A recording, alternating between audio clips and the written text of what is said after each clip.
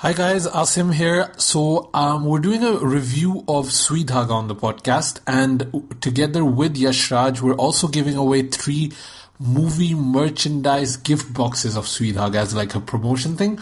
So we have 3 sets of them, and they have tons of goodies in them. They have like signed posters and like a t-shirt and a tote bag. So we've got 3 to give away to our listeners. If you want to join in, you have to be somebody from the UK, and if you go to Kenz Now, that's KENZ-NOW.com, which is a prize giveaway site. Just sign up, and then we'll pick a winner by I think the 10th, so you probably have 1 week just to kind of log on. It's a pretty cool prize and pretty exclusive. I don't think you'll get this if you don't sign up.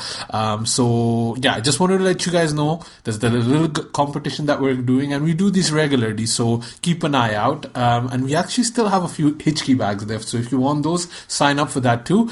And let us know on the Facebook page that you signed up, and then we'll pick a winner and send it off to you. It's time for the podcast now. I hope you guys enjoy it. We've got Maxdavinci on from the Lewd Cabal podcast. We're talking about a ton of stuff. Sujoy alone saw 3 movies, so he's going to be talking about those. It's a really jam-packed and really funny show. So I hope you guys enjoy it.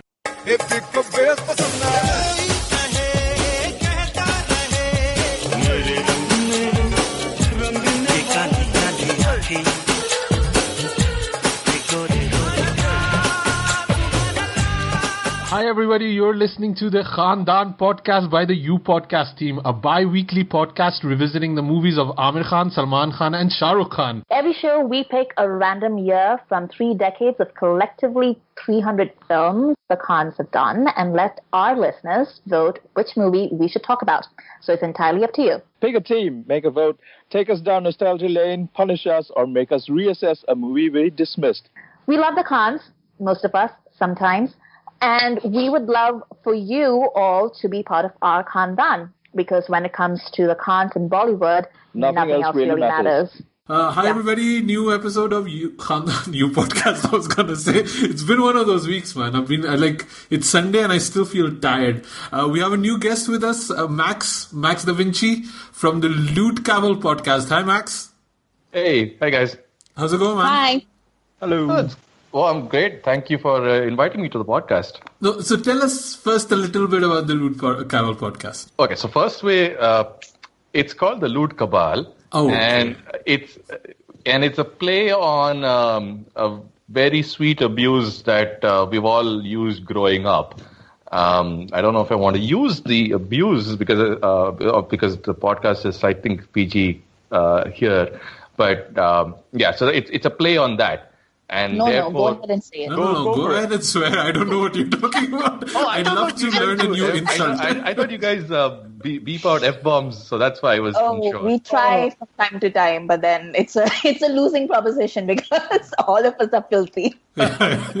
So the Lewd Cabal is actually a play on one of the abuses we've all used as kids growing up, called Cabal, which actually translates loosely into pubes, right? So it's gentrified way of saying that. That's pretty cool, man. You didn't expect that, did you, Asim? I didn't. These guys are intellectuals, man. Like, this is crazy. Yeah, this is really cool. I have a special place in my heart for anybody who can get away with a PG-rated name for an actually X-rated word. So yeah, that's how our name is, and true to that, the podcast, we don't hold back on things that we talk about. Predominantly, we started out as something where we just spoke about South Indian cinema, so the 4 languages, Tamil, Telugu, Malayalam, and Kannada. And we would kind of oscillate between the 4. And now, also unfortunately, because of the quality of the movies, we're nowadays doing majority of just Tamil and Malayalam, very few of Kannada and Telugu for no reason at all. But then recently we've started going into sports and cinema. So we did a few series on in the test series where this happened. And then we also have a food section on called Nerd Kitchen, where we have a few episodes out there as well. Nice. And where can people find the podcast? Again, the lewdcabal.com. Okay, good. Simple. So it's awesome to have you on, man. I was listening to your Vishwaparupam. I can't even pronounce it, man. The Kamal Hassan movie you guys did, it was really fun, and you all seem like a fun group, so I'll definitely be listening. Because, again, for me, like, South Indian movies is still a blind spot, so any education I can have on that is always, like, I'm grateful for that. Well, thanks for that. Asim started with Bahubali, so Yeah. you can, yeah. No, I had seen a few, but for me it's like, because I don't know it at all, and they all kind of look like me anyway, so, like, so I just, like, I don't know if I'm watching a Tamil movie or a Telugu movie or, so it's still kind of like, navigating for that for me is still kind of difficult, so I have seen a few, I'm not like...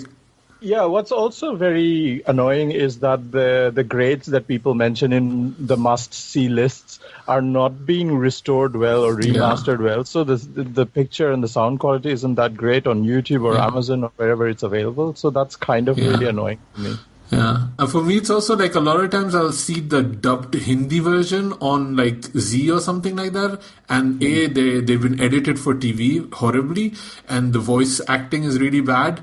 And they cut out the songs, so I just kind of lose interest. And also because of dubbing, again, I don't know which region the movie is coming from, so it's been a struggle. And also, I still have a tough time finding them with subtitles. So even the ones I watched recently on Amazon Prime, they had like terrible prints. I was really disappointed because I had heard good things from our friend Josh Furtado, who's really into like South Indian movies too, so he recommends me sometimes, and then when I watch them, it's like, I just can't sit through it because the quality is so bad, unfortunately. Well, dubbed movies are only for when you like down a few shots or down a few pegs. That's when you like. I love to watch dubbed movies, but the ones I love are like dubbed versions of like Jurassic Park or James Bond or something like that. Like my all-time favorite is still Anaconda, the dubbed version. I might have seen it so many times where they're like, "Wow, पानी में कुछ है." मैंने नहीं बोला था क्या?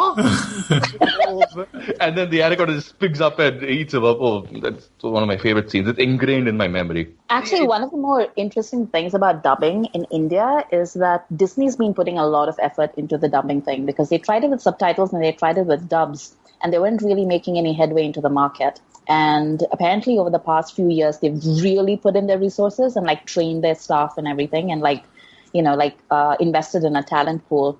And that's apparently why Disney movies are doing so well in India, because it's all dubbed into various different languages, and they're dubbed like creditably, like it's like properly dubbed. It's not like "Dekho dinosaur aa raha hai," like it's not like that. It's like proper dubbing. So the big breakthrough they had was the Jungle Book one, I think. That's the one that went up against. Which one was it? Did it go up against Dilwale or something? Which was it? Like it went up against like a major release, and it did way better than anyone expected. And that's when they basically came out and they said that, we've been putting like we've been focusing on dubbing. And then of course Bahubali did like really well with the dubs as well. And I've been in India for the past couple of months, and I've seen subtitles being released in South India, which is, when I was growing up, we never had subtitles for like different languages. Like if it was a Tamil movie, then you saw it in Tamil and there was no subtitles. If it was a Hindi movie, then you saw it in Hindi and there was no subtitles. But I've seen the Telugu movie and I've seen a Hindi movie since I've been here, and both of them are subtitled. And I've been like super impressed by that. Did you guys ever watch that Kuchi Kuchi Hota Hai movie? Was it no, Asam, that's something that you see. Oh, no. What was the other doggy one? What was that one with Karina and... What was that called? It was something Romeo, right? Romeo. That's the one. Sorry, I think it was like directed by Jugal Hansraj or something like that. Yeah. No, that's Kuchi Kuchi Hota Hai. That was Jugal Hansraj. Yeah, Jugal Hansraj was doing that. Anyway, I don't know about I saw it, and Karina was like terrible. Like they're dogs, and they're like, I think it is Roadside Romeo or something like that. I'm not 100%. No, you're right. It is Roadside Romeo. Yeah. And Saif was in it, right? And Karina, she's like the most uninterested in the dubbing. She's like pretty much reading the text. It's like, it's horrible. It's so bad. Yeah, it's cue for Amrita to do her safe impression now. Rani! Well, it would have been a natural choice because he goes wow, right? For a dog character, it's kind of Speaking of which, like Nana Patekar did Sher Khan in Jungle Book, right? Did he? Yeah. Everybody just went silent. I mean, I guess this is a segue to the news section. So this episode, we're going to be doing a little bit of news. We're going to be doing some mini reviews of Sui Dhaaga and a few releases that came out, and Sujoy also saw. And then our main review is going to be Suryavanshi, which is Max's choice. We'll get to that later, why Max chose this movie. But let's do a little bit of news. So, Sujoy, you gave us kind of a segue. So the big bombshell news, I guess. Is it bombshell? Is it shocking? I don't know.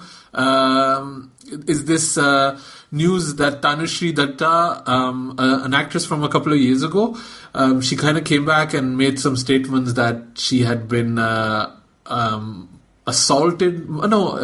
mistreated, I guess, by Nana Patekar during the shooting of Horn Okay Please, and then a lot of the producer and the director, they all kind of ganged up on her, and I think they even sent some gundas or something like that, and it's kind of picked up steam a little bit.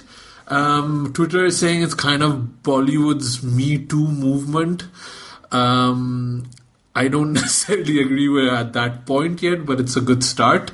And a few Bollywood celebrities like Farhan Akhtar and Sonam Kapoor and Swara Bhaskar, Richa Chadda, they've kind of like tried to elevate the voice, especially of the AD and the journalist, I think, that were present at that shoot, and they're basically being witnesses of that what Tanushree is mentioning is true.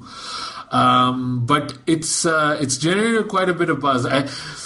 Amrita, I kind of want to like ask you first if you want to talk about this, because I just feel it's been a very like tough week in general. So I want to be careful, but do you have any thoughts about what's going on? Well, it depends on like what you guys are going to say, because then I might just come over there and like murder all of you. But no, I don't have any problems as such. It's I mean, like, good on Tanushree, like she came out and she said whatever it is and she did make a stink about it 10 years ago when it happened. Like, I remember, like, I didn't remember it as such because these are things that happen every so often, right? Like, I remember like 25 years ago or something, there was this big expose about Shakti Kapoor. Yeah. And then there was like Shiny Ahuja, of course, and then like all these things that happen, and then within like a couple of months, everyone forgets about it and just moves on. Yeah. Aishwarya's press conference about Salman. Let's not forget that one. That was a big one. Like that was big names involved. Yeah, but like people are very good at forgetting that kind of stuff, and I thought, like, I completely forgotten about Tanushree and everything. And then she came back and I was like, why is she on my timeline? And then she was like, I guess she just gave an interview. And then she was like, I haven't stopped talking about it. It's just that you people have stopped talking about it. I've been and my story has been consistent for like the past 10 years. And I've been saying this to whoever would listen. And then it just sort of snowballed from there, and everyone was like, oh, it's Bollywood's Me Too movement and Me Too moment, basically. And it's not. Like, if we are going to talk about Bollywood's Me Too moment, then they're like way bigger and way worse figures than Nana Patekar, like that nobody's mentioning. Yeah. There are producers, there are directors, like big name producers, big name directors, stars that people could talk about, and nobody's talking about it. Mm-hmm. And also, like, all the support statements that come out are like amazing, because they're all like, oh, Tanushree is such a brave young woman, like she's raising her voice against this, and you're like, what is this basically? Could you describe what this is and who she's raising it against? Because they don't mention Nana or Ganesh Acharya or the director and the producer, who I don't even know if they have a career anymore. But, she's not even like mentioned. None of them are mentioning any of those people. It's just like, good on Tanushree, end of. Yeah. So, like, for it to be an actual Me Too moment, like, you have to hold the perpetrators to account. You can't just like, give the survivors or the victims a pat on the back and say, like, good on you for saying something, and then, like, just move on. And good for Tanushree, somebody told her that Twinkle Khanna had tweeted or, like, given a response or something that, Tanushree is a brave girl. And Tanushree was like, oh, yeah, then how come your husband is still working with Nana Patekar? Like, yeah. How does that work? So good for Tanushree. Yeah. Yeah, and it's just also interesting that, not even interesting, it's shitty that, every time they just get the same kind of whataboutism kind of arguments and criticism, and why didn't you stand up for this when you were standing up for that? And it's I was speaking with a few journalists at the Thugs of Hindustan launch earlier, and we were all kind of hoping that this would kind of spark, and this was before Farhan had kind of tweeted about it, and like it wasn't being picked up at all. Like at that time, it was like even 2 days later maybe, and it had no retweets, it hadn't been elevated at all. But even then, the same arguments were being made, and now even the conspiracy is becoming bigger and bigger. I saw some like right-wing activists making some really weird kind of conspiracy theories about why this is happening, and that they're trying to bring this good man down, and it's just bloody absurd. And it's just, again, funny that if you go to Bollywood Twitter, you see the same arguments that are now you're seeing on the Republican side in America in the Brett Kavanaugh case. It's the same kind of arguments, and we're like so far away from each other culturally and just distance. But the same kind of arguments are being made on both sides. I think, Max, in South India there were also some things that happened last year too. Was that 2 years ago? Was that last year? They've been having a lot actually. Like there've always been few heroines who've come out here and there saying something's happened. But last year, this year was kind of crazy because there was this girl from the Telugu industry. She's not like a top billing actress as such, but she's been doing like the heroine's friend kind of roles, and she kind of stripped outside the actor, the movie, the association, kind of thingy's office down to just her undies, and sat there saying, everyone's saying everything anyways, so might as well the full world see, sabne le liya kind of a thing. And that gained a lot of traction. But again, they were just talking about it in news and all those outlets for a couple of weeks. But the bad thing about it is, I'll tell you what, even the Tanushree one, is the media. Because what the media wants is they just want a soundbite from someone, right? And so even at the Thugs one, they were asking, Amir, aap kya sochte hain iske bare mein? Or Salman was at some stupid event, and they were asking, Salman, aap kya sochte hain iske bare mein? They just want a soundbite so they can tweet about it or put it on their breaking tiki, Salman says blah, and something like that. And that's where they kind of trivialize it, is because they're just trying to get sound bites from people. The worst was when someone asked Rakhi Sawant what she thought about it. I mean, why are we asking Rakhi Sawant anything? And I mean, as much as I love Rakhi Sawant, I mean, she's fabulous. I don't know why someone asked her, and because she's Rakhi Sawant, like Amir or Salman, she's not going to just skirt away the topic.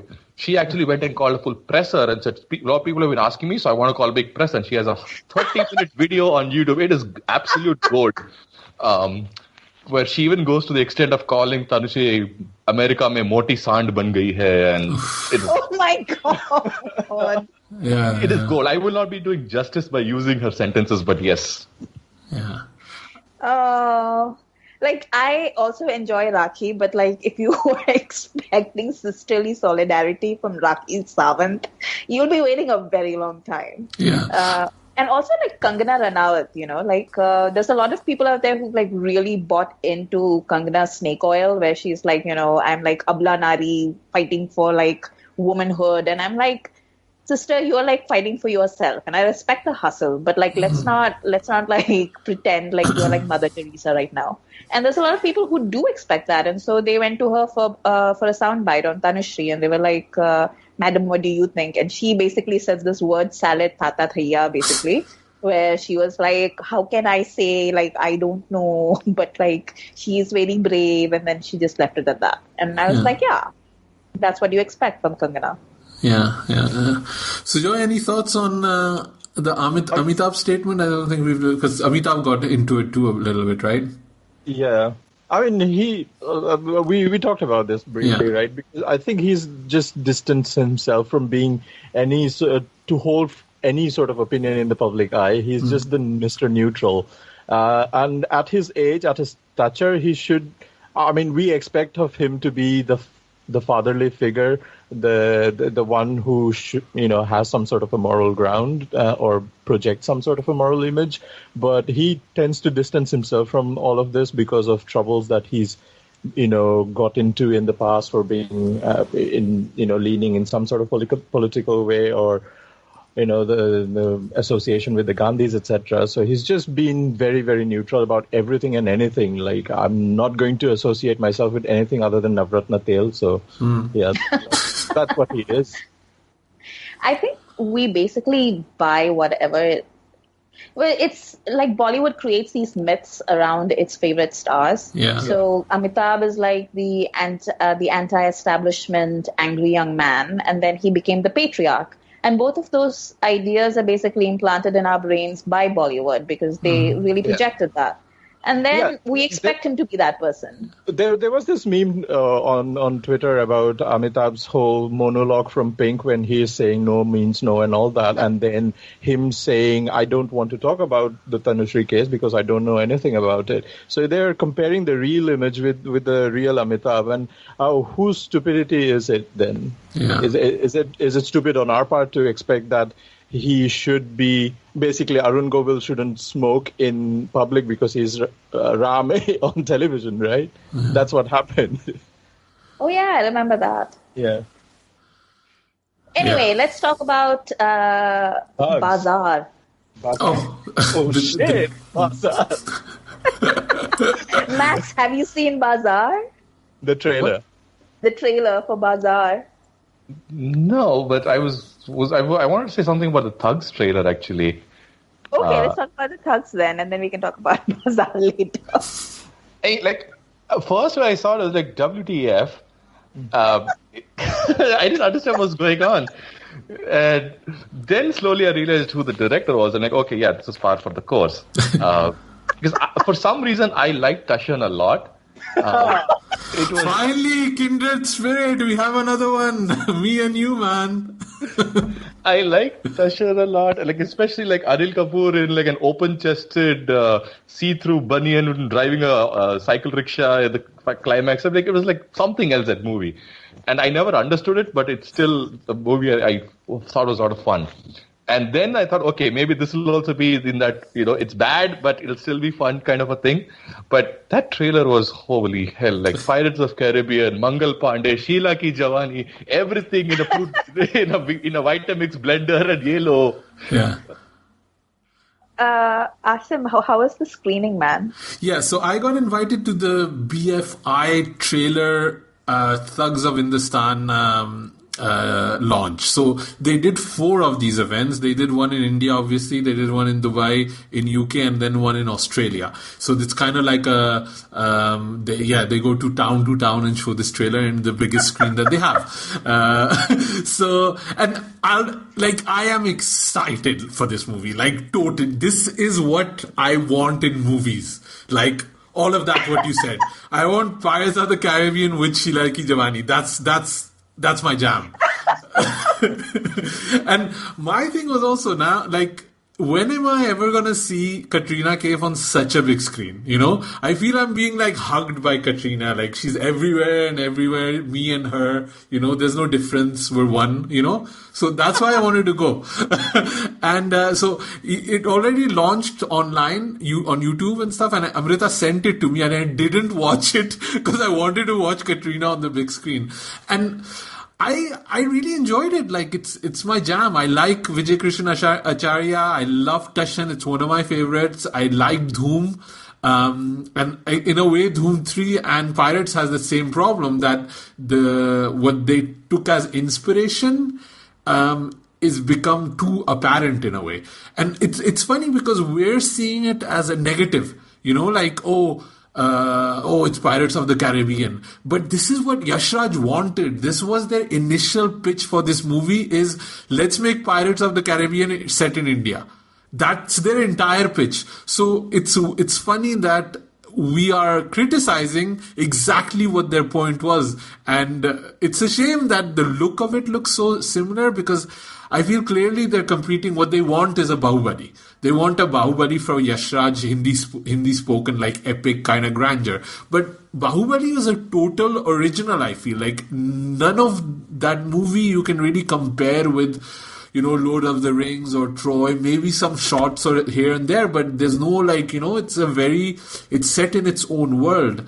And I think the main mistake they did with this is that they didn't differentiate it enough. Even if they just put a different kind of filter on it, or didn't rip off all of Assassin's Creed with the eagle flying around and all that, it would have saved them from the snark that they're well deservedly getting.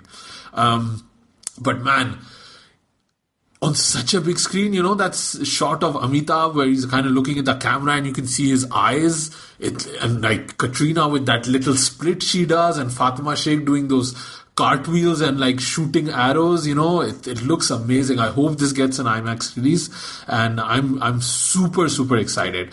I have not spoken about Amir Khan at all yet, but again, I am a huge fan of Amir Khan. Amrita, what did you think of Thugs of Hindustan?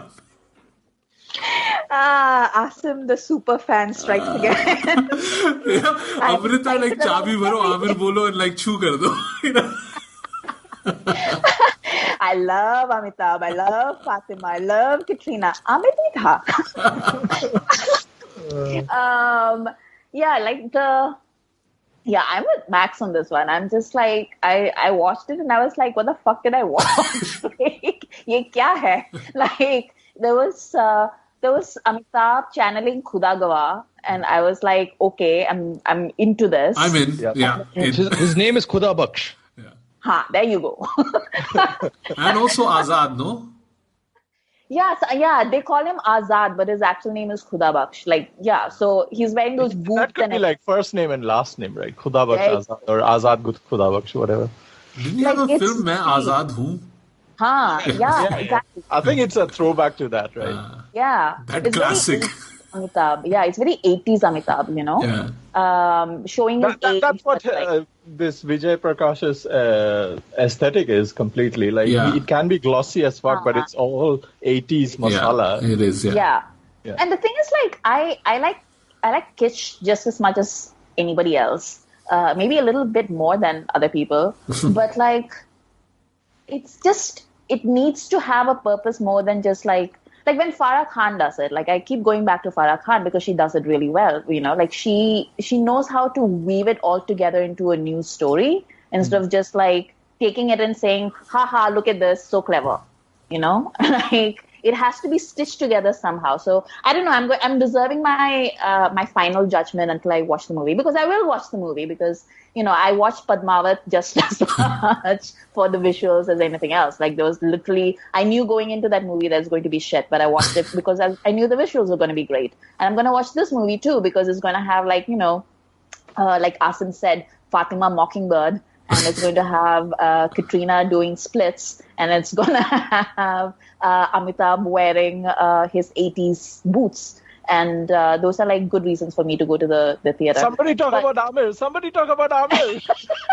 I will talk about Amir. But Amir, so the introduction shot for Amir, and I had to go back and I had to watch it again. It's Amir in his silhouette, and he's sitting on a donkey with that hat.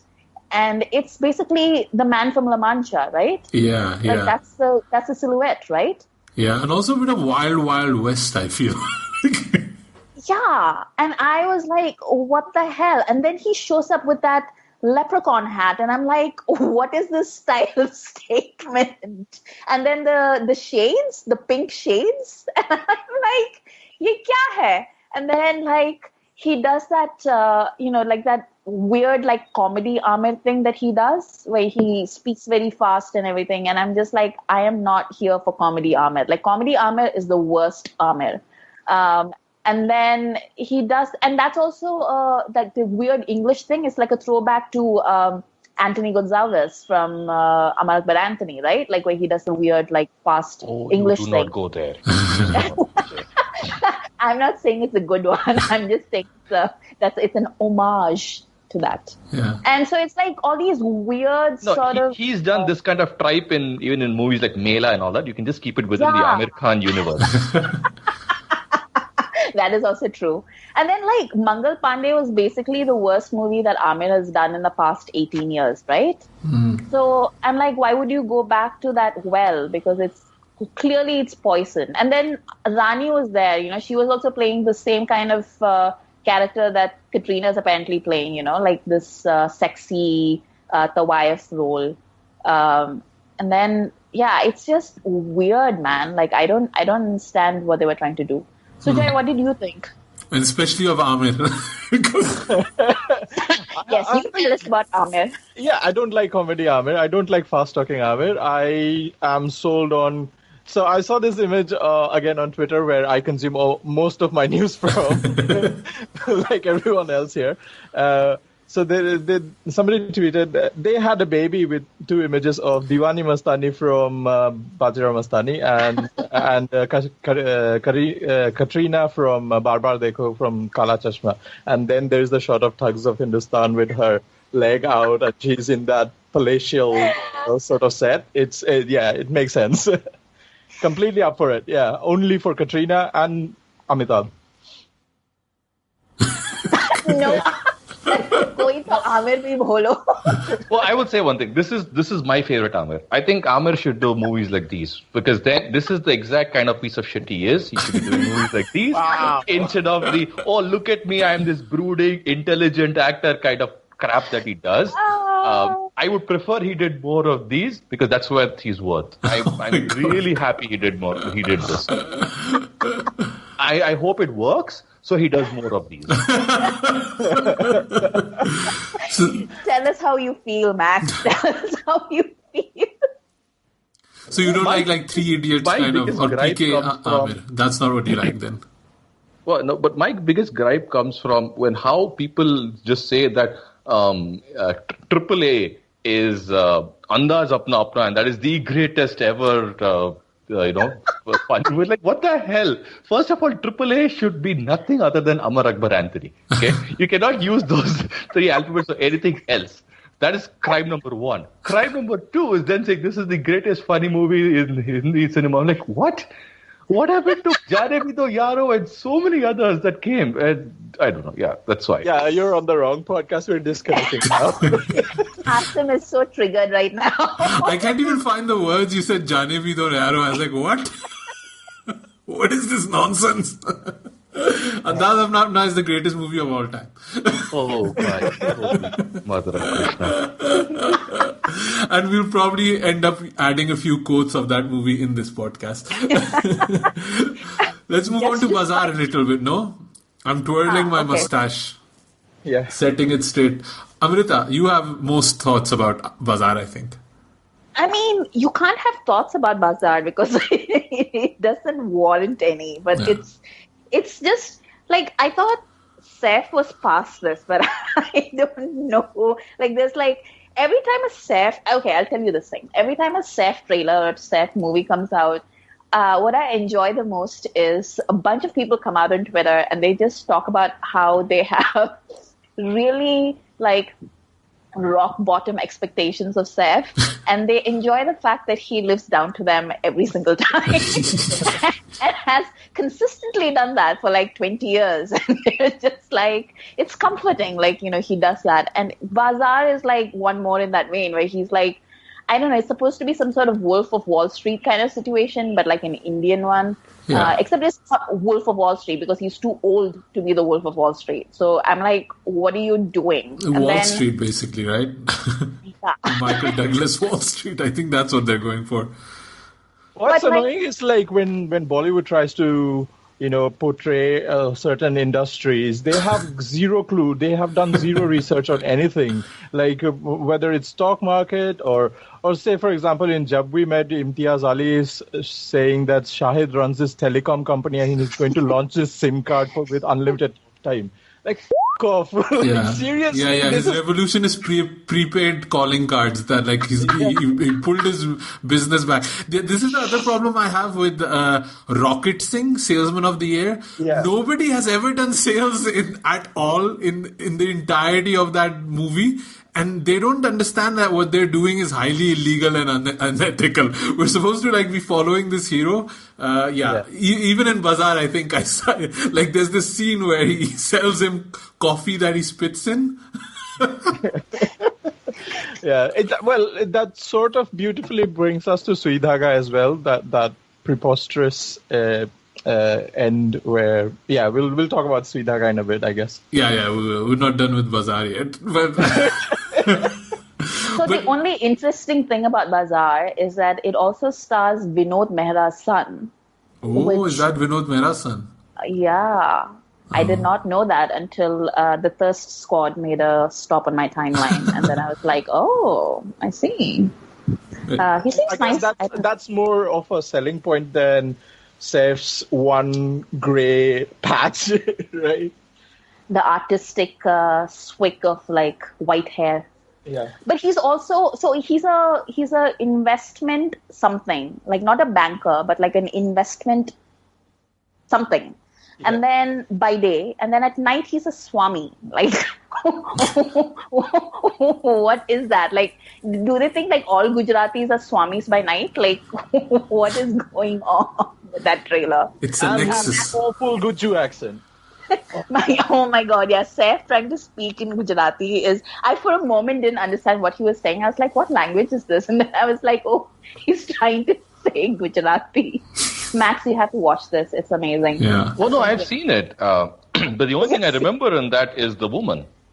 Chitrangada Singh. Oh yeah, she's in it. She's the woman. I mean, there's all girls. Everyone around in the industry is girls. Chitrangada Singh is the woman.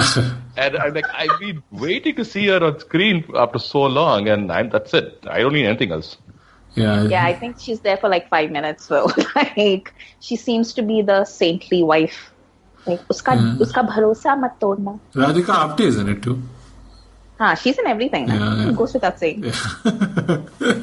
Yeah. No, she like the Kevin Hart.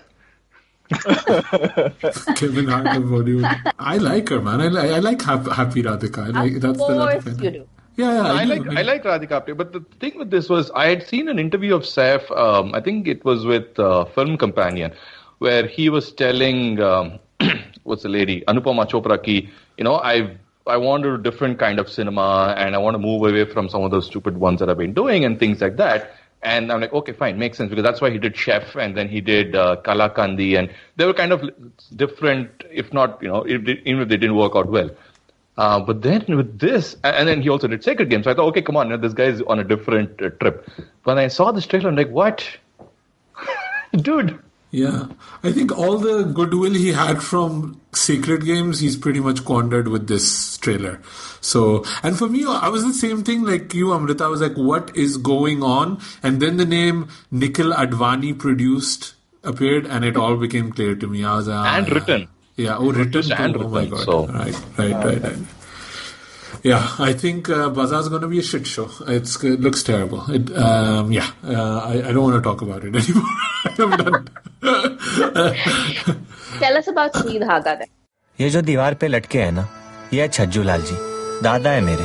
गुजरे जमाने में सिलाई बुनाई का काम था इनका। वहाँ बिजनेस ठप हो गया और यहाँ हमें रोटी के लाले पड़ गए।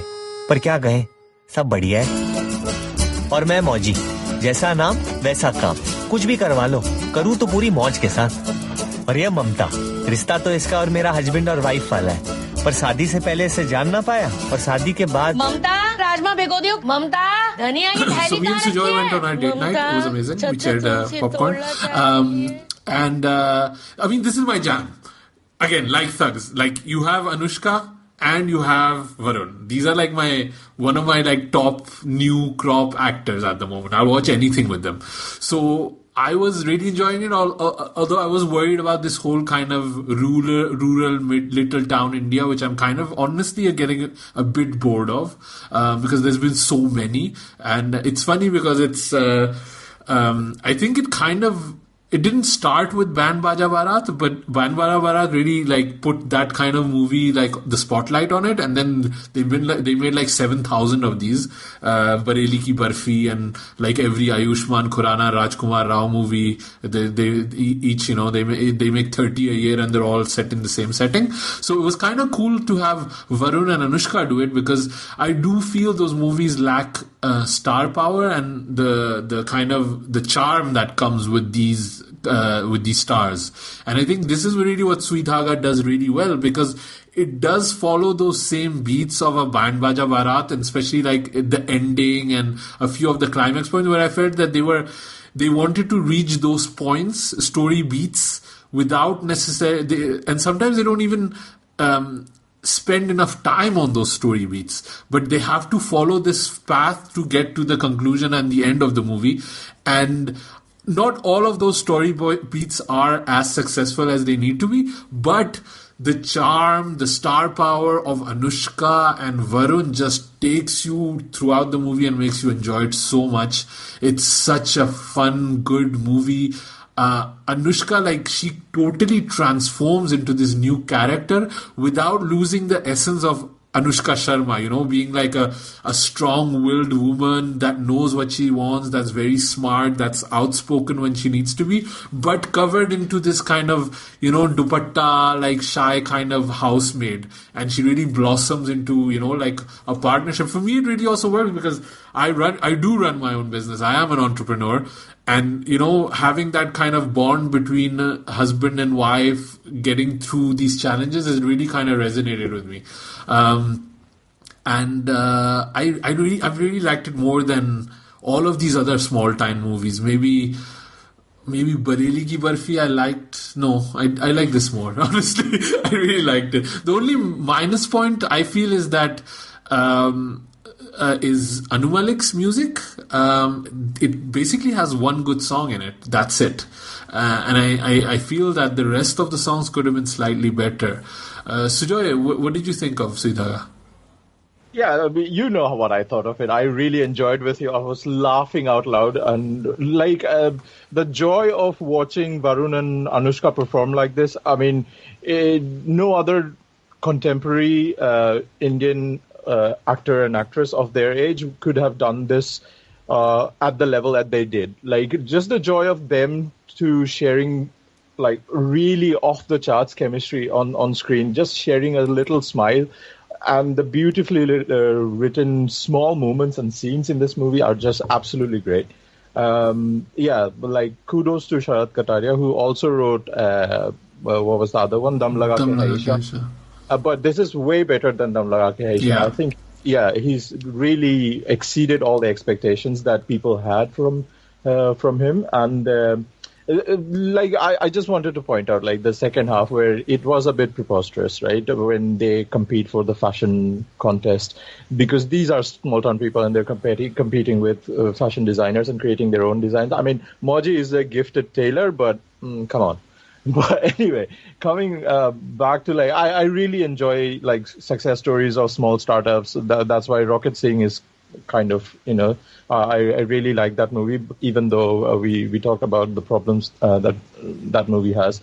Also, like, Social Network is one of my most, it's one of my favorite movies, and this almost has that, like, of I'm not comparing the two, but it's still got those elements of entrepreneurial people, and how in a small town context they face all these odds, and every time they try to succeed, the odds are against them, and they just keep on pushing the ante, and then eventually they succeed. It's a classic underdog story, and I think they have done it really, really good. It's one of my favorite movies of the year. Yeah, mine too. But the other part is also that it's going to end up on Prime. And like Amrita, if you've not had a chance to go to the theater, it's perfectly fine to watch this at home too. And I think with Anushka and Varun, what stars do is they provide an opening, right? They can really market a movie like nobody else can, and people have these fan followings, so they'll go to watch the Anushka movie or a Varun movie, and both Varun and Anushka have a sizable audience with them, so it can really open up a movie. Whereas something like, let's say, Bareli Ki Barfi, it needs to have kind of more of a word of mouth kind of thing, and I think this is like, it has both of them. It has the stars, so it gives the opening, but if you do go to the theater to watch it, you don't feel you're cheated in any way, because it is still a good kind of, it's good content, and it's a fun movie. So yeah, it has kind of that best of both worlds, which I really liked. So, Anushka, if you're listening, Asim is totally ready to have your children. I was supposed to interview her, right? And I was so excited, like a little puppy, and it didn't happen, unfortunately. That was disappointing. That was very disappointing. Sujo, you also saw Pataka, right? Yes, I did see Pataka. Also in a small town. Yeah, set in a small town. It's quite a long movie, and I can't remember the name of the actresses, but one of them played one of the protagonists in Dangal. It's a movie by Vishal Bharadwaj, so it's got really colorful language. It gets I needed some time to get used to it, and I really struggled for the first 90 minutes of this movie. It's all about this sister rivalry, and they fight all the time. And the father is played by Vijay Raz. And I struggled for the first 90 minutes, and I didn't know what the hell was going to happen in this movie.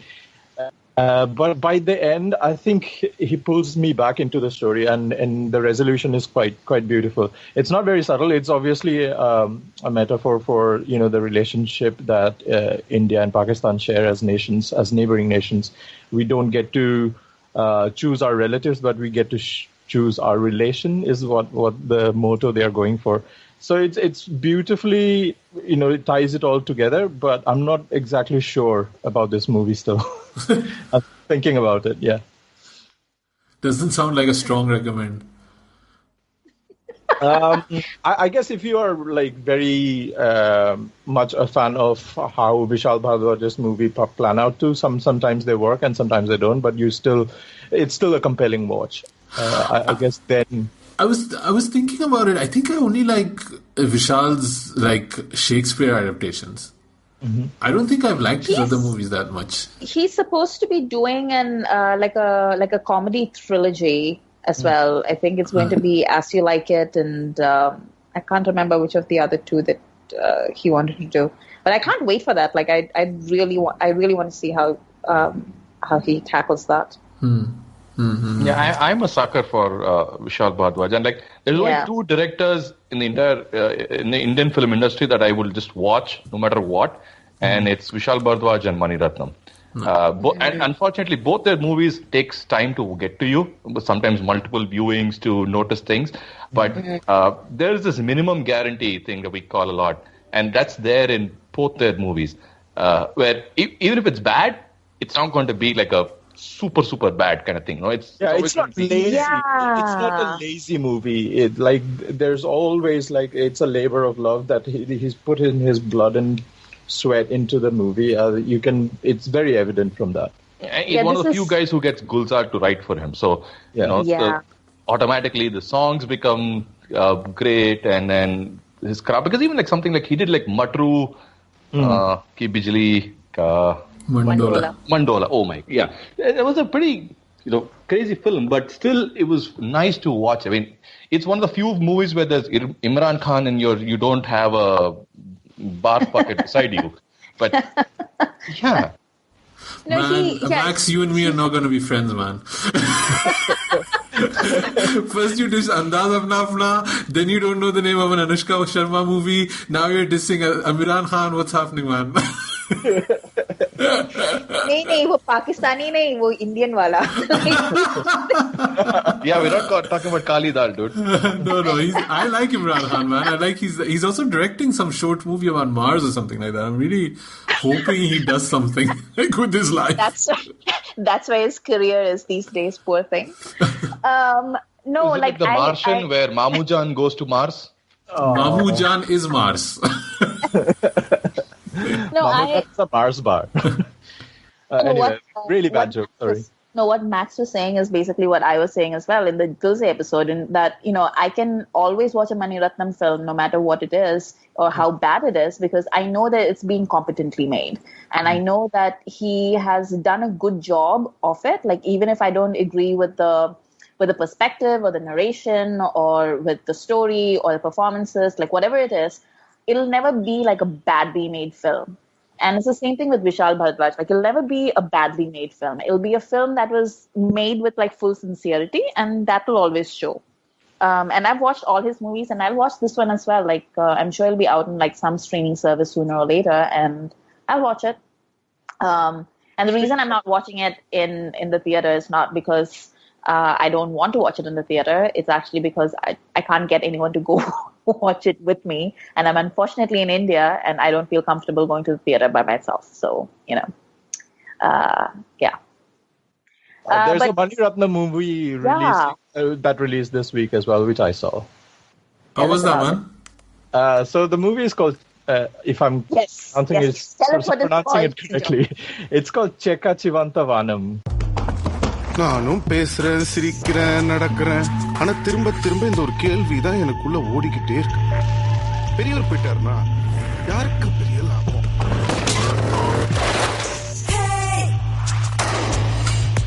செவந்த போச்சு நெஞ்சு செவந்த போச்சு நெஞ்சு Crimson Red Skies, is it correct? Yes, great. It stars, checklist, man. My Tamil is great. It stars Arvind Swamy, Vijay Sethupathi, and Simbu. I can't pronounce his full name, sorry. And other great actors like Prakash Raj and Jyotika and Aditi Roy Hydari is also in it. The music is by A.R. Rahman. It's kind of underwhelming to listen to A.R. Rahman composing a Mani Ratnam movie and the music to be so underwhelmed. But the movie is really, really, really good. Like, I haven't seen such a strong Mani Ratnam movie in a while. Like, I don't know, what was the last Mani Ratnam movie that I watched? Okay Kanmani, I think, which was okay, ironically. But yeah, it's about, a present age gangster drama set in, I think it's in Tamil Nadu, where Prakash Raj is the patriarch of the family, and he kind of passes away, and then it's up to the three brothers to decide who gets to take over as the new leader. And there's gang rivalry, there's rivalry between the brothers, and a lot of drama. It's really great, greatly shot, well acted by, I would say Arvind Swamy was really, really, it was like a revelation to see him as not just a great dramatic actor, but also in the action scenes, he's just amazing. And there was a lot of, wolf whistles from the audience as well. It was great ambience to watch this movie. It was quite surprised to see like why there were so many wolf whistles at Simbu, but I don't know. Max, was this based on the DMK? Do you know? No, it's not. But then there's a lot of people who were talking that, Grad Wolf, one of the guys on our podcast, he he writes reviews for print. And so he watched it and he told me that he found it to be one of Mani's most safest films in the last few years. As in, like, he hits all the right notes, but it's not, and in his words, like, it's a movie that is good, but it's safe. And because Mani, and even Okay Kanmani was a very safe movie from him, because he knew it was going to work. There's nothing that can go wrong. And it's the money movies where he gets into this, let me see what I can do, is where it's either like a hit or a miss. And like you mentioned, Dil Se is one of those, right? Is it going to work? Is it not going to work? Kind of a thing. And could have worked based on what it was. But he said this, and then it's not. I think he mentioned it was more like King Lear or what's it called? Kurosawa's Ran. I think he found similarities to those than anything else. But yeah, he said it's a must watch, so I'm going to watch it. But I don't know when.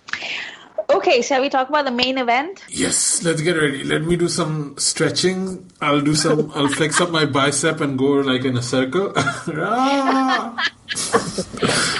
the golden wig? Okay, Max, tell us why you picked this movie.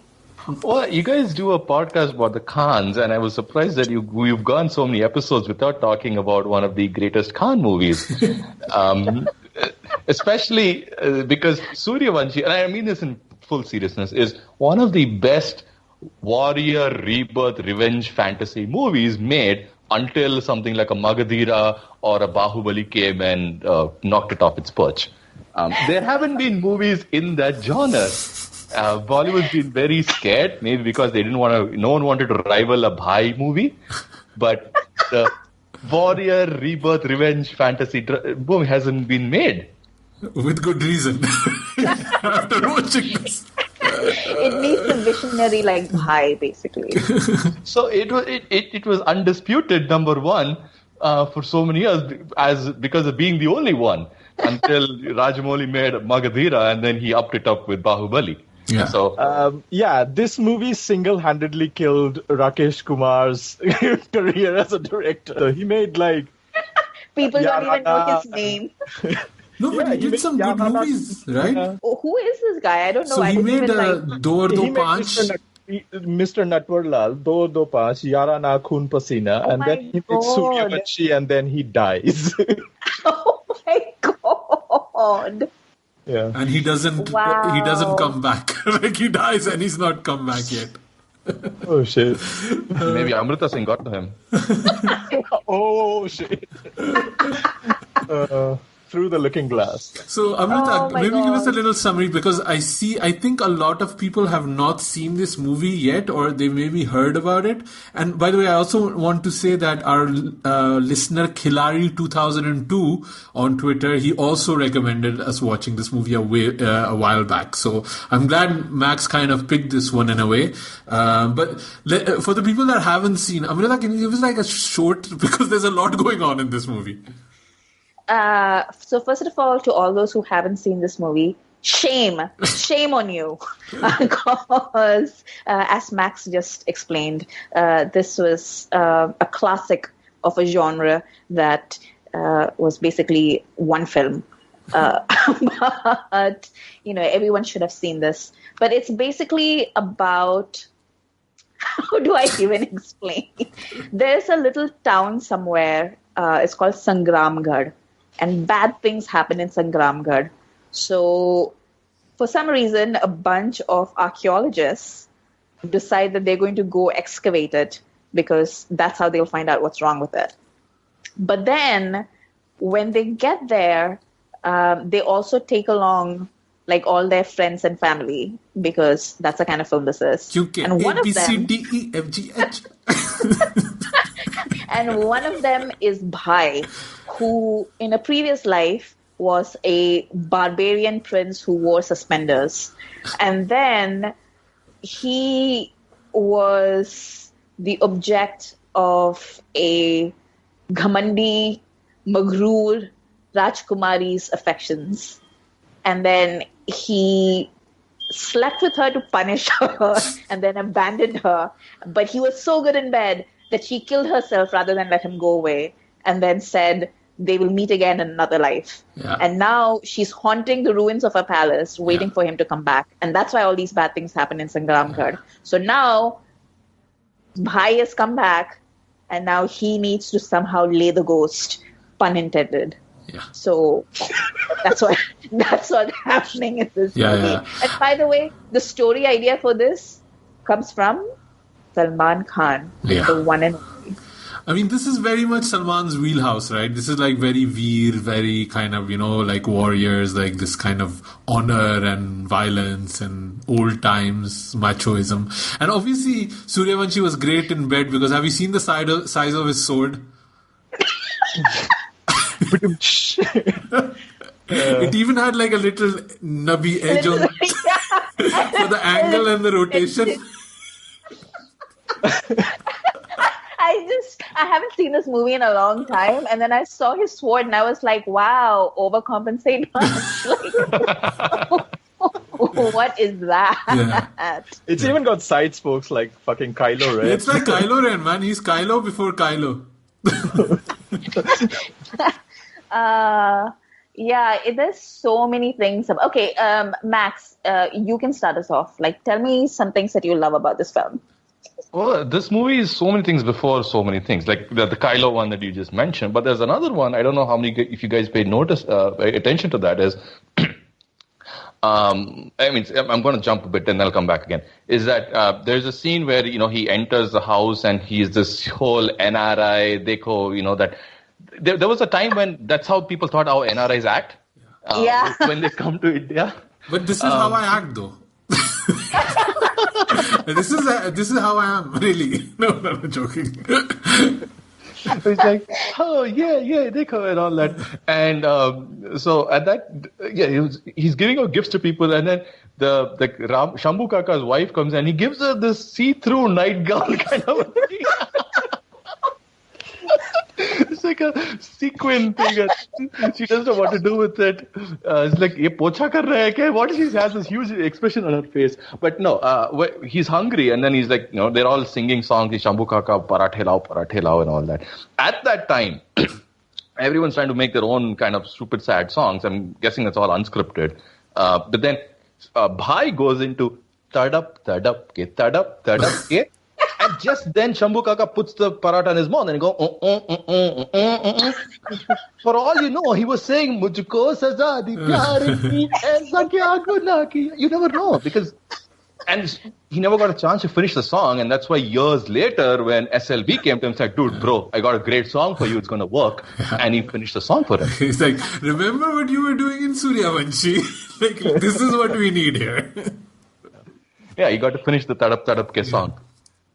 Oh. So I have this is a quite early movie for Salman. This is like the third year he was like making movies or something like that. Like he debuted in 89. So I would say this is kind of a ballsy move to, I'm having some hit movies now. This is the movie I want to make. That's kind of a ballsy move. And this also officially started the bad period for Salman that didn't end until Hum Aapke Hain Kaun. So this is kind of like a milestone movie for him. So I remember back in the day, my uncle used to have an audio cassettes shop in Karachi. Audio cassettes for the young kids. They're like MP3 players, but they come like on one plastic thing and you put it, so it only has like 12 songs, I think, something like that. So he used to have these, and I've said this many times before. I used to go to Pakistan like every 1 year, 2 year, and used to just stack up on stuff. And I used to spend hours at the audio shop and just looking at the audio covers and like, wow, this movie will be coming out in 6 months. But the cassette is already out. Who could this be? I'd never heard of Sheeba before. And at that time, Salman's movies just had a guarantee, and they still do, a guarantee of good music. So I just took out all of the cassettes that I had with Salman on it, and I just took them back to Belgium. And I remember I'd listened to the soundtrack of Suryavanshi at least 50 times before I'd seen the movie.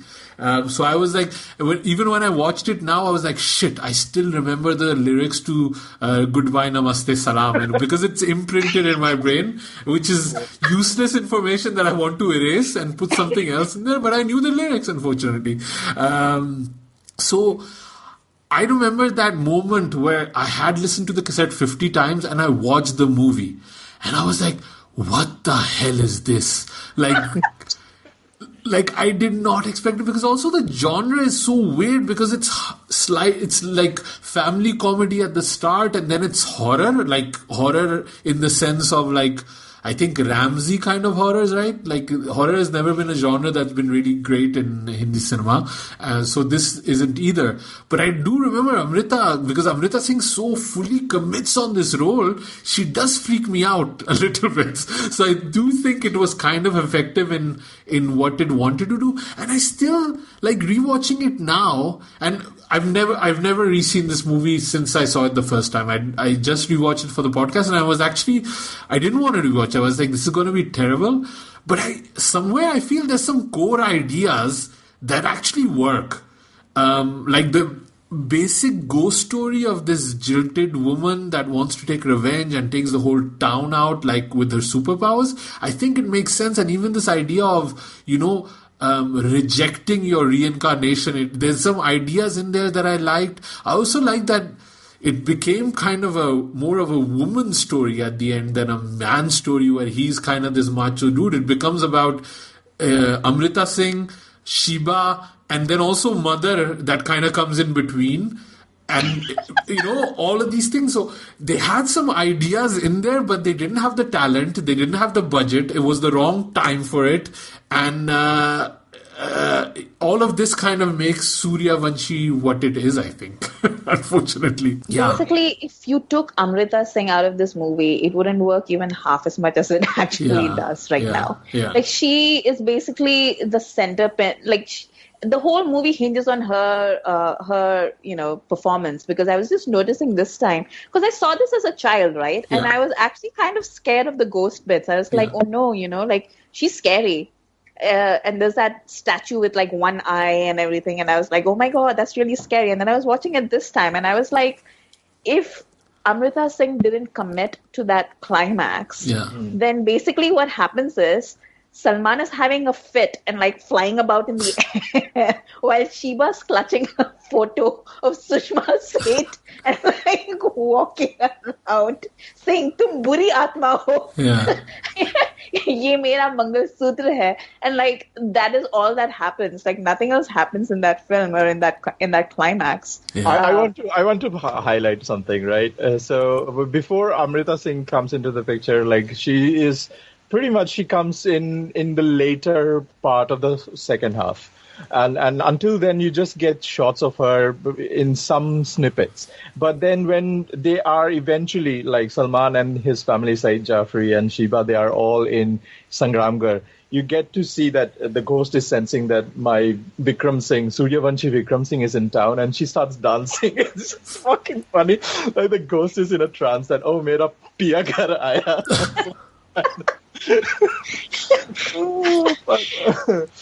And then there's Shakti Kapoor and Kadar Khan as well in this movie. I'd forgotten that Shakti Kapoor is in this movie. I totally forgot. And Tom Alter. With dyed hair. Tom Alter with dyed hair, which was what was going on. But then, like, why did Tom Alter come? Like, I thought like he'd have like a bigger part to play, but he literally came in that scene, was like, Vicky wants to go, like, I don't know, like, what is he even supposed to do? Like, whitewater rafting. He wants to go whitewater rafting. That's just established that Salman is a bit of a nut job when it comes to, like, he's an adrenaline junkie. I rewound that part. Like, I was like, I don't understand what he's supposed to do. Like, is he supposed to cross a river? Like, what is this thing? No, basically, Salman is an Red Bull sponsored extreme adventure kind of guy before all of this existed. Again, this movie sets the template for, Red Bull and all that kind of challenges that they have. And then he's like, I can't get married because I need to like live life to the fullest. And, then, and I'm just like, what? And then like that whole thing where, we have to get married now because for some reason, like, who the hell announces a marriage at like an archaeological press conference? I'll tell you who. Guys who go by the name JD and JD. JD and DD. Like, throughout the movie, there's no reveal of what the name is. Like, B like Bakshi or D like, what? No, it's just JB and DD. And they call each other also JB and DD. That's it throughout the movie. So you never know what the real names are. Like, this is one of the rare movies where you don't have a surname, because otherwise you'll have Singhania, Saab, and, things like that. But no. everyone just known by the first names and the dads known just by their initials. Saeed Jaffrey also calls the guy Kamchka Ullu. I don't even know what that means. Can somebody explain? I have no idea what that means. Okay. Yeah, poor Sheeba was making gajar ka halwa and she gets rejected by Salman Khan immediately. There's also like some more foreshadowing happening here, like foreshadowing into Bhai's later part of his life. Like the intro scene with Bhai, he is in a car accident. Okay. Where he's saving a cow though. Yeah. And then Bhai also gathers around with village kids of Sangramgarh to take a selfie with his Polaroid camera, which kind of inspired Chal Beta Selfie Le Le Re. Yeah, that's it. And it's funny how his opening song, his introduction song is called Goodbye, Namaste, Salam, Sat Sri Akal. Like, bro, kya ho raha hai? Abhi jaye ki na jaye kya? But this movie is different for some reason. So on a slightly serious note, is that first of the things is the name is Suryavanshi. Okay, it's which is like a lot of cinemas, is always by the hero, but that's it. That's all there is, because the opening song is actually not the hero; it's the hero introduction song, just the opening. It's weird. I would give that. I don't want to go into that because. You see her dry humping grass just because it spelled the name of Salman. It's kind of creepy. It's like, tu hi mere dil mein, something. She's making love to his photograph in bed and doing unmentionable things with it. Let's not go there. Can we just talk about Sheeba? Okay, wait, you finish your thing and then we have to talk about Sheeba. That is the opening shot, and instead of like the hero introduction song or the hero introduction shot, you get that. That is good, interesting. And then towards the movie also, like, you have these things where he says, हाँ, मैं 21वीं सदी का नौजवान हूँ, तुम एक घरेलू लड़की हो, blah, blah, blah. But in the end, it's not the 21वीं सदी का नौजवान or the Veer Pratap Vikram Singh who's fighting or doing. It's the woman who's saving the guy also in the end. So he's not fighting anyone or the demons or the ghost, or he's not saving her from the evil ghost like you see in all other movies. Where, the girl is being tormented and the guy, brings a cross and stabs the thing or whatever, or Hanumanji ka some taweez or something like that. But here it's the woman who saves the man. And so that was interesting, especially given this is shot in the early 90s. Yeah.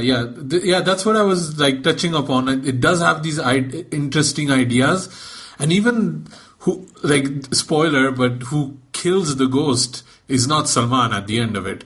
And even when she is killed, there's even a shot of like asking for forgiveness on both sides, which is, I thought that was kind of like a neat little bow on the end of the movie, which we never really get to see. You don't like kill somebody and then apologize for, bedding her and then leaving her, with your massive sword.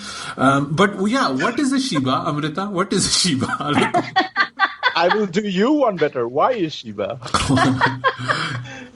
I don't know. Like, there was this whole thing in the late 80s and not in the late 80s. Throughout the 80s and the 90s, there was like all these women that used to show up from like Hong Kong, I feel. Like Hong Kong or like Dubai or something. Like places where you're like, why are these people coming from there? But like, I think they wanted like girls that looked really modern, but like put a salwar kameez if needed, like they didn't know that Katrina existed as yet. So they weren't in the practice of like. She was probably in kindergarten by then. Yeah. So they were waiting for Katrina to grow up, so they could get like a proper white woman to put in a salwar kameez if needed. So Sheeba was one of those, like you had like a whole bunch of like pretty young things that came about, and they couldn't really act all that much. Most of them acted with like Devanand or Rishi Kapoor. And Sheeba in this film is like sanskaari Hindustani gharelu ladki, like the establishing shot of her in her house is like she's helping her little brother with his homework. She's giving a library book to her bhaiya. She's serving tea to her dad and her uncle. And there's this really uncomfortable looking intro scene where like Saeed Jaffrey is like, where's my Sonia? And like she comes running to him in like slow motion. And I was like, wait, are they like girlfriend, boyfriend? Like what is happening here? Yeah, and that was a bit pervy. And then Saeed Jaffrey holds his arms out to her like Shah Rukh Khan, and she slows down and then dives for his feet. Just like, what is happening? Yeah. And it's like sanskaari Sonia. And then there's this scene where, so they get married, like Salman and Sheeba get married to like save the izzat of their busybody matchmaking fathers. And they're on the wedding night, and like, you know, she's like sitting in bed for like Salman to come, and the deal is like they're going to be married, but they're not going to have sex or like be husband and wife like that. She's not crude enough, like she's too sanskaari to say like no sex, but she's like, you know, like I'll be your friend until you consider me something more than that. So they're like, and he's like, wait, I feel like I've got a really good deal out of this, but what do you get out of this? And she's like, I get to be your friend because I'm a Hindustani Nari. And then there's this scene where he asks her, like, you know, how she's going to, tum ye pahad jaisi zindagi kaise bitaogi? And she gives this dramatic sigh. And the camera angles in this movie, man, like the way the camera objectifies Sheeba, it's amazing. Because like it just basically has this frame of her boobs, right? As she's like falling back on the bed, and she's wearing this tight like red choli, and she's like, I'm a Hindustani. She's giving this entire speech about how she's a sanskaari Hindustani Nari, and she's like, you know, sacrificial and like patient and blah blah blah. And then Salman leans over her and his head is right above her boobs while he's listening to this entire speech. And I'm just like, what the fuck is with this movie? Oh my God. And that's what it's like the entire time. Like every time Sheeba comes on screen, the camera is just like, ooh, boobs. You can just see the cameraman like losing it. But I do remember Sheeba being kind of like a Kimmy Kartikar type sex symbol, no? Back in that time. Yeah. And she is really not able to play this kind of innocent village belle, sanskari girl kind of role. The best part is that Bichu song where, you know, she's like, she's using sex to keep Salman away from the Jogi Tere Pyar Mein. I actually like that song. You know? It's actually a good song. It's probably the best song out of the lot. But like, there's this part where like she starts singing all these, like she's like writing on the ground, and she's like all like, you know, like I'm in love with you and everything, and she's wearing that village belle outfit. And Salman's expression throughout that song is just like, ये क्या है? ये क्या हो रहा है? मैं कहाँ हूँ? He's just amazing in that song because he just looks completely clueless the entire time. It's probably my favorite. But it is kind of like Purtila Salman in this one too, right? Like he's like again a live wire, and like we've seen in a few of his earlier movies, and it's cool to see him so like pulling a movie to make it, you know, entertaining. And the scene that Max you were talking about earlier, you know, the giving of the gifts and then the paratha scene and all that, I'm sure that was all just freestyle Salman just doing whatever the hell he wants. And it's just good to have Salman put some energy into this movie, because you're right, Amrita comes in like at the 1 hour 20 minutes mark, because this movie is like 2 hours 40 minutes or something like that. So Amrita comes like in midpoint. So it's basically all just Salman just doing his Salman for the first half of the movie, and whatever is salvageable is Salman doing what he is, because he's surrounded by terrible actors pretty much. Kadar Khan is wearing a Santa wig, which also, like with Tom Alter, I didn't understand why Kadar Khan had such a small role. And I was watching this movie on YouTube, so a lot of times I don't know if it's been cut or edited, or this is just the movie they had and they're like, ye le lo, bas yahi ban gayi hai, bas jo hui hai. You know? Did Kadar Khan write this? No. The director wrote it. Oh my God. Yeah. I was thinking like maybe Kadar Khan wrote the dialogues and that's why he offered to do a cameo or something like that. But that whole portion, right, where he's telling the destruction of Sangramgarh, and it's a very, he's holding the scene. Like Kadar Khan is a fabulous actor. Yes, I would say that. And that's the only piece where the entire movie is serious, where he's kind of is moistening up as he's explaining how that whole happens, but then immediately it all, just goes away again. Yeah. Yeah. That's literally the only part of the movie that makes any sense, where he's like narrating like what happened to Sangramgarh, and then like everything else happens and you're just like, wait, what? Also, like, is like what happened to Shakti Kapoor in the end? I don't understand. Like, he's the skeleton. He's the skeleton near the books, near the papers they find. He just writes the story and then sits there and dies and. Okay. He's basically, in Lord of the Rings when they go in through the mines of Moria. They also copied from Yeah, that's Suryavanshi. also copied, and that's Shakti Kapoor. He's the king elf with the book. So, Mines of I'm Moria. surprised we haven't spoken about the blonde, reddish blonde, wig wala, ginger Salman. Oh, we're building our way up to it. But, Amrita, was he hot? That's the main question. That's a big no.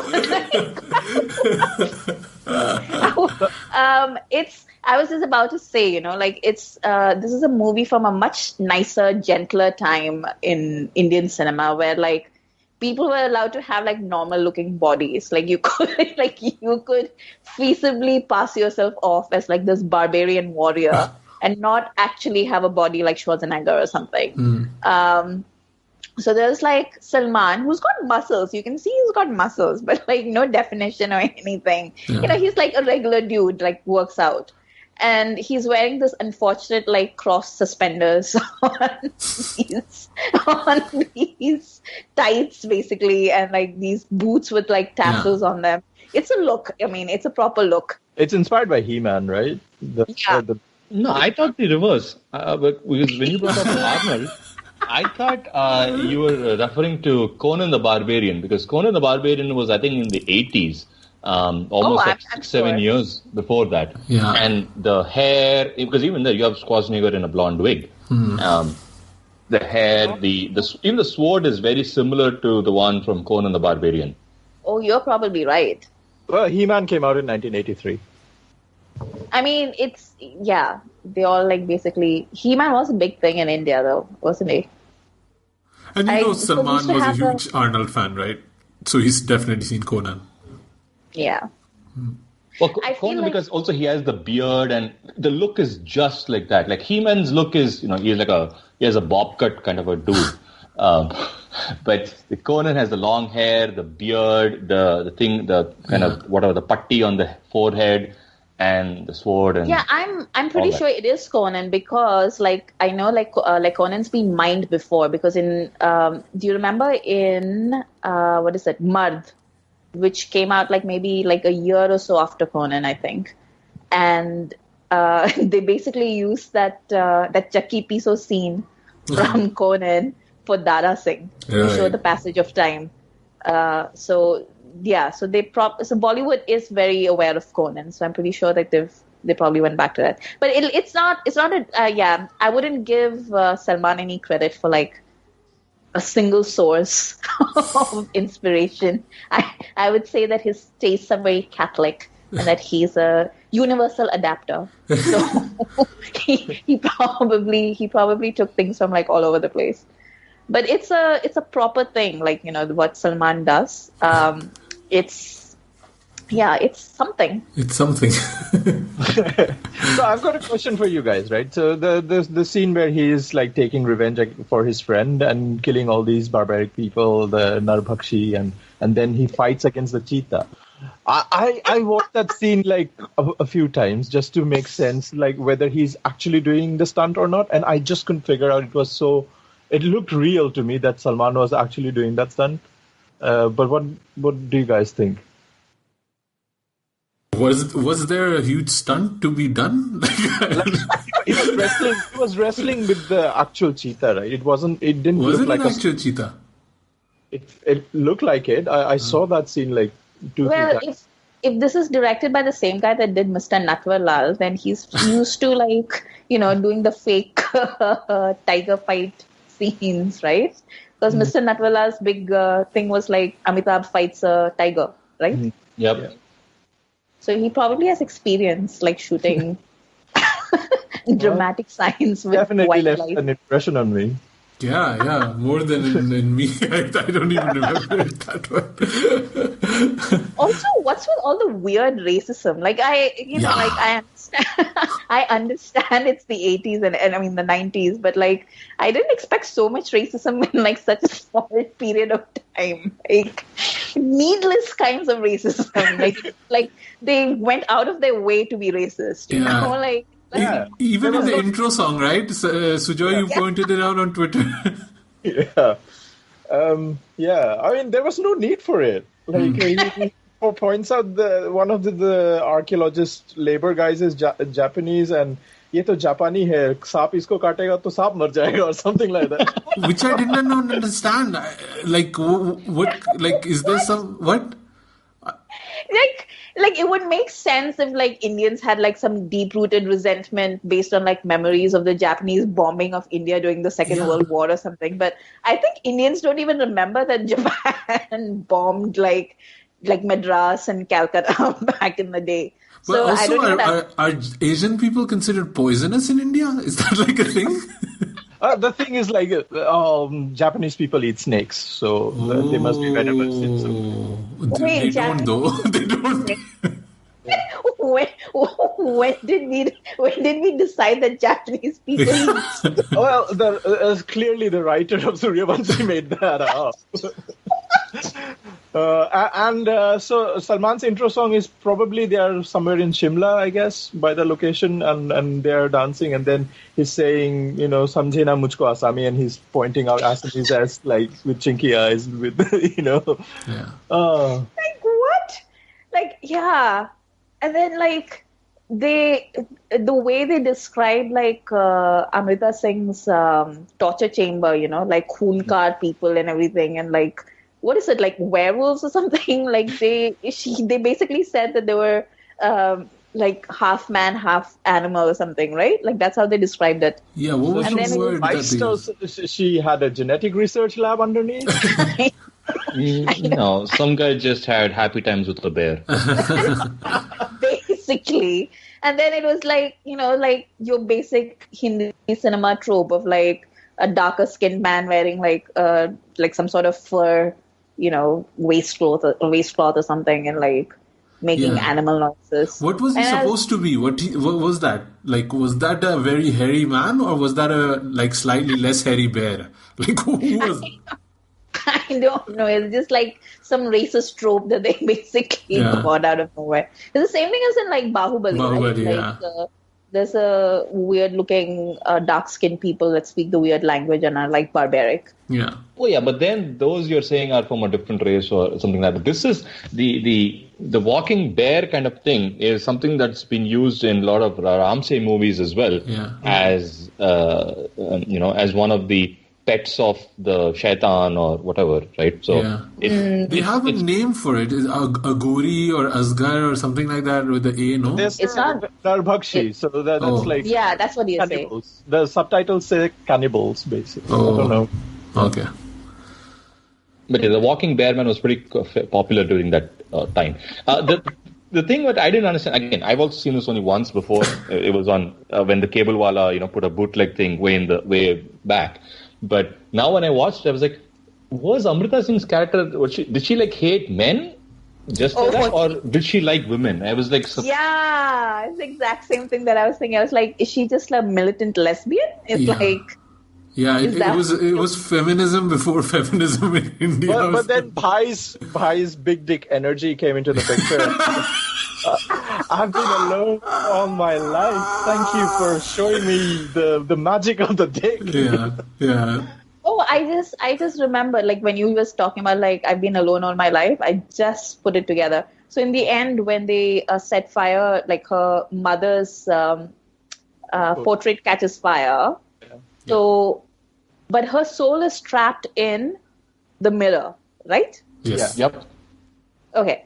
So, but then she gets really upset when she sees the portrait catching fire. And what she says is like, don't leave me, mother. Like, because she feels alone. Because I guess Is her mother trapped in her portrait? Yeah, her mother, apparently her mother also decides to live in her portrait because this girl's is trapped in the mirror, so that to save the village from this lady getting out or something like that.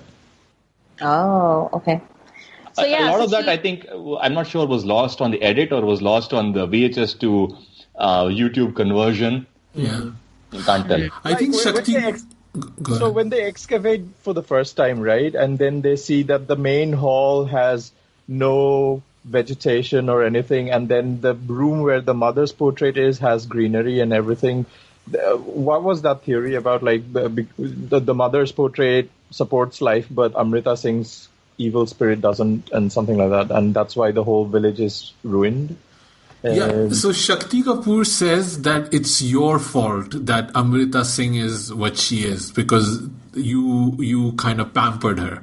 So what I understood from that is that because she's an evil spirit and the whole place goes down, right? So she kind of creates like a safe haven and she contains Amrita's evilness by being there, because she also puts, like, the condition that you will never be able to leave this palace. So I think that's where the part of the curse comes in, where apparently everybody just has magical powers. Just go with it, man. Just go with it. But nice theory, though. Yeah. No, I do think that it's a safe haven because she's like life. Mom is life. And then Amrita is death. So I think that's kind of the play that they're going for. I assume that's what they're going for. Can I just say, like, my feelings are getting a little hurt by all this Amrita is evil, Amrita is death kind of talk. Oh, no, that's from the movie's point of view, right? This is not my personal feelings. This is what the movie is explaining to me, I think. But also, for us, like, Amrita is Yas Queen. Also, the lyrics and the dialogues used are super, filled with innuendo.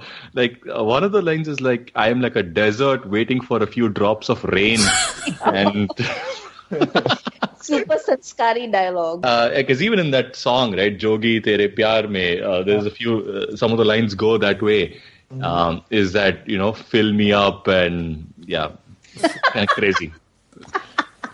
Which now are like WTF to me, but I'm like, wait, this is just, it's not like these were in Sanskrit or some like very poetic Hindi. It's like proper colloquial Hindi.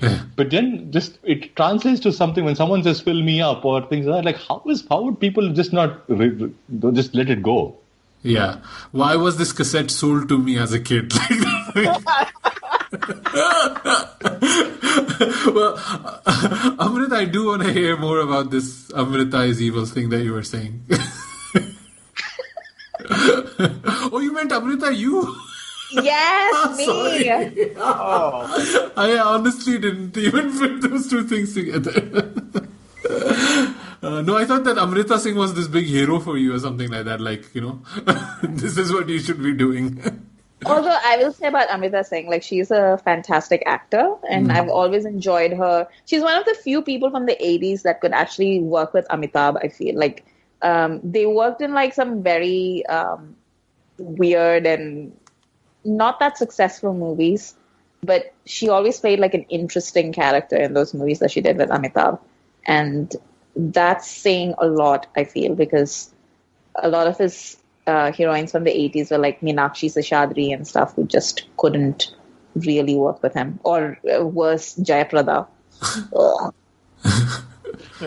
I think there was this logic around the time about these rebirth movies, because Karz comes to mind as we're talking. And Karz had this Rishi being married to Simi, and in the present, the reborn Rishi falling in love with Tina, yeah, right. And then in this one, you have Salman, who's progressed, thousands of years, not just one life, but thousands of years.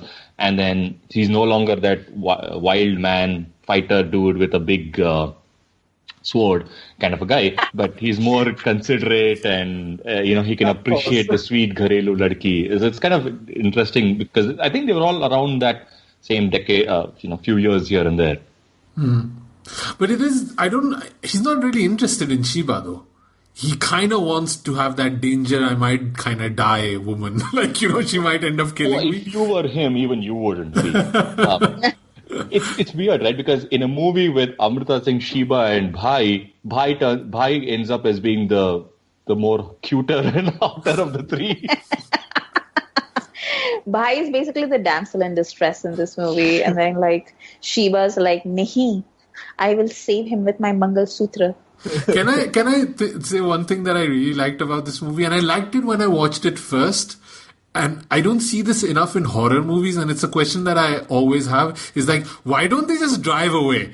And they actually do this in this movie. They actually just drive away from the whole thing. They're like, the village, my dad, my chachu, I'm out, you know, and they just go. And I thought that was kind of cool. It doesn't work out, but I thought, like, every time I watch a horror movie, it's like, why don't you just run, man? But Amrita Singh is funny because I kind of like, I didn't follow any of her career. I've seen her pop up in Mard and a few movies here and there, but she was never really one that I kind of stood out for me. And this seems to be her kind of villain phase. Because she had this, then she had Aina also, and I think even in Raju Ban Gaya Gentleman, she's not playing kind of a goody kind of positive role in that. And then she pretty much like quit movies until 2002, 2005. I think also she was probably raising children and being married to Saif at that time. So yeah, I kind of missed out, but it's funny that this was really a thing for Amrita Singh where she was kind of playing the villain. And I would say that this and Aina is kind of a very similar kind of role she's playing in a way. Yeah, I mean she even when she was playing the lead, she wasn't playing very traditional good girl kind of roles. They were always like really spunky women who were like up to like really spunky independent women who sort of stayed in the sort of like gray area, and she was very comfortable doing those roles, and she did them well. So that movie with Amitabh that I'm thinking about is like actually one in which she plays like this nightclub dancer. And she basically plays his lover. And there's no like, you know, like I'm a, you know, bechari, like I do this, like, you know, like you have to save me or anything like that. And she's not like a vamp either. Like she's a working woman is what she is. And she basically calls him out on his shit and everything. And I remember watching that movie and I was just thinking like, wow, like that's a different kind of role. And then she was like in, what is it? Chameli Ki Shaadi with Anil Kapoor, which is like a classic. She was like in like a bunch of like really interesting cinema in the 80s. And then in the 90s, of course, like she was, you know, getting a bit older and like they wanted girls who were like 16, like Karishma Kapoor. So that's when she started doing roles like this and Aina and stuff. Is the Amitabh Bachchan movie you're talking about Tufan? No. That's also a superhero kind of a thing, right? No, I can't remember the name of this movie. It's basically Jackie Shroff and Meenakshi Seshadri. And then Amitabh is playing this hard-bitten policeman. And basically, Meenakshi and... Akela? Is it Akela? No, that was the Clint Eastwood remake. He was playing... that's a Dirty Harry remake. He's a cop. Yeah, that's Akela. No, that's Akela. Yeah. Amrita Singh and Meenakshi and Jackie. Yep, you're right. That's Akela. Yeah, that's Akela. Yeah. That had the Ram Pyari car. Yeah, that's the one. That's the one. Exactly.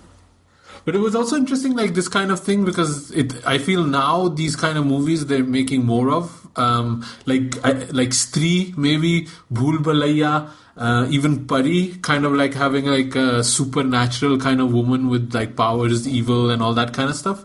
I think Suryavanshi was maybe just kind of way too ahead of its time. Like even like in terms of special effects in this movie, like there were better special effects out there at that time, and this is like stuff that was happening in the 60s and really like on that Ramsey horror kind of level. They maybe they just didn't have the money for it, and it's surprising because Salman was kind of like popular at that time. He could pull a movie, but I don't know what really happened. It was just like lack of talent or lack of funding with this movie. I don't know. They spent too much on the wig. They ran out of money after that. And the sword. I don't know. I don't even know should we even recommend this to people or not? Like, I don't know what to do with this. Yeah, we should. Max, you recommended this, so kind of final rite push. Of passage for people if they consider themselves to be Bhai fans. So you would say people should still watch it if they're huge Bhai fans? I think people should watch it irrespective of anything. It's a lot of fun. I'd like to say, Salman Khan in his career has got some iconic images like that. There's the O Jane Jana shirtless dance, and then there's Bandhan with him pulling out the knife from his from his knee when he's completely topless. The He-Man or the Conan look. I can remember that on a giant poster at the cinema. So, just for that, maybe people should check out Suryavanshi. Yeah. Even though that's not what the movie ends up being. Amrita? I mean, you do you. Yeah. Okay. I don't know what to do with it either. I'm with Amrita here. Basically, this movie leaves me speechless, like having rewatched it, and I think it's what I said earlier. It has some good ideas in it, but it's just a slog, and it's so long, and the songs aren't great, and Salman does look good, and Sheeba is in there who doesn't look good, and Amrita is there that like fully horror. I don't know. Like you do you. Like, it's on YouTube, it's for free, it has subtitles. If you kind of want to watch something like Salman has really never done again, I would think. He's never done like a horror movie after this. I think that could be interesting. But it's so absurd, it's so good. The only other movie that comes close to this is maybe Amir Khan's Tum Mere Ho. Which I hope we never get to watch. Is that the one with the snakes? Yeah. Yes. Yes. Okay, so next time Max comes on, we're doing that one because I've not even heard or seen this movie. So if it's as bonkers What, you've never watched Tum Mere Ho? No, I've not even heard of it. Is this with Jui Chawla?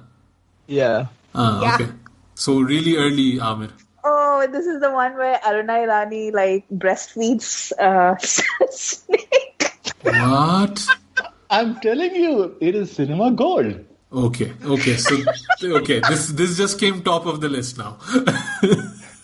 I did not know. See, this is how we know that there are no real Amir fans, because if there was a true Amir fan out there, he would have contacted us and told us that he wanted to watch Tum Mere Ho. Yeah. This is an ongoing thing with us. We don't have enough Amir Khans getting in touch, fans getting in touch with us. So if you do have, listener choices with Amir, drop us a line at youpodcasting@gmail.com. I think let's wrap up the show. I think we're done with Suryavanshi anyway. Max, man, it was awesome having you on. Where can people find you online? I'm Maxdavinci on Twitter. Great. And your podcast is? We're called the Lewd Cabal. You can find us at thelewdcabal.com. I just wanted to hear you say it again, now that I know what it means. You just say the Hindi word of it a few times. Lewd Cabal. Then you get it. Oh, God. Amrita? You can find me on Twitter at AmritaIQ. So, Roy? I'm on Twitter at @93K. Great. And I'm at Asim Bernie, and you can follow us at YouPodcast. But yeah, you can get us at youpodcasting@gmail.com, and we'll be back in a couple of weeks with a new guest and a new movie we'll be dissecting. So thanks for listening, guys.